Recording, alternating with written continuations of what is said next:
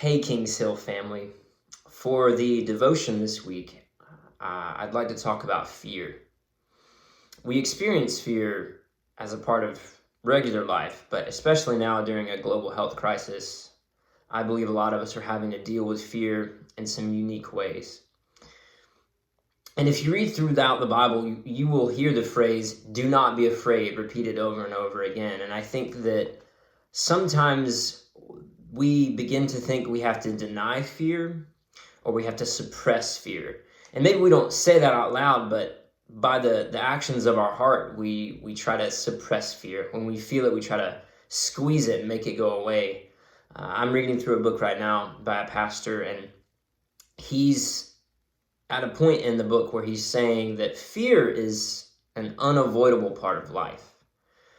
And it's an emotion that you can't escape. And really what fear should do is it should cause us to realize we're not in control, and it should push us to the one who is in control. And when I think about some key passages from the Bible, when it talks about fear, a lot of the times it also talks about the presence of the Lord.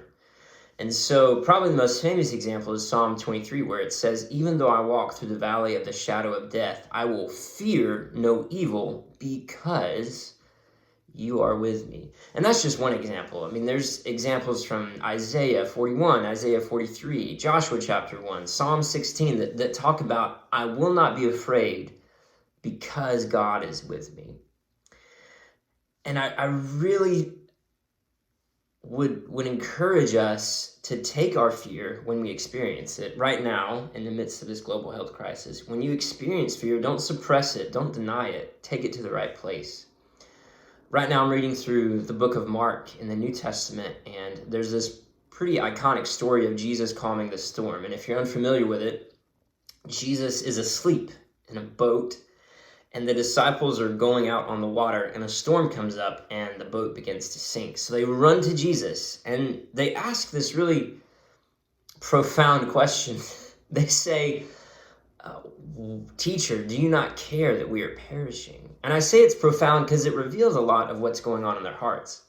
If you keep reading the story, Jesus stands up and commands the storm to go away. And then he turns to them and he says, "Why are you so afraid?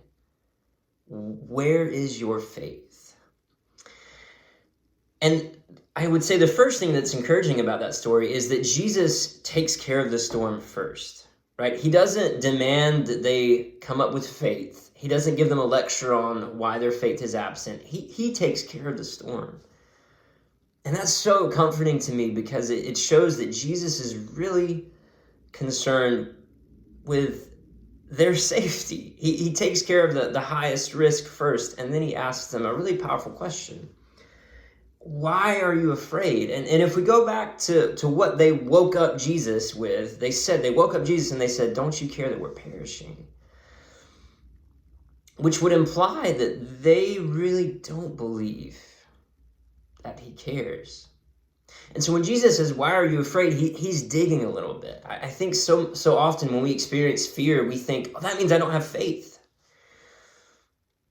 But sometimes our fear isn't really about the situation. It's really about, does God care?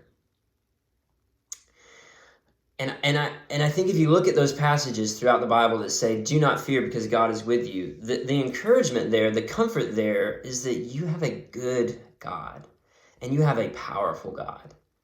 Because if God was present with you but he didn't have power, that wouldn't be a comfort. But if God was present with you and didn't have goodness, wasn't a kind God, well, that's not any comfort. So when Jesus asked the question, "Why are you afraid?" I don't think it's an accusation. I always read it that way. Jesus is accusing them of not having faith, but really he's just trying to get to the heart of the issue. They didn't believe Jesus was good. And so when we're in a global health crisis and we encounter our own fear, the call of the Bible is to experience the presence of the Lord. And the disciples did do that. They went and they got Jesus. They went to the place They went to the person who could help them with their fear, but then their question, do you even care, revealed the issue in their heart. They didn't believe the goodness of Jesus. And so that's my encouragement to you. When you experience fear, go to the person who can handle your fear. And if you have to be honest and say, Lord, it feels like you don't care, be honest with him. Take your fear to him and say, Lord, this is how I feel right now, but your word is very clear that your presence is meant to comfort me. And I really believe that God has compassion on honest, vulnerable prayers like that.